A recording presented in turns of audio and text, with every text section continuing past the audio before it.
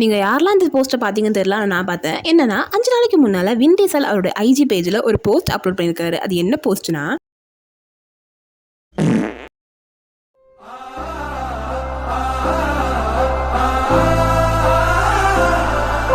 ஹாலிவுட்லேயே ஒரு பேர் போனமான அவார்ட்னா அது கோல்டன் குளோப் அவார்ட் தான். அந்த ஃபங்க்ஷனில் தான் 2 பேரும் மீட் பண்ணாங்க போல்.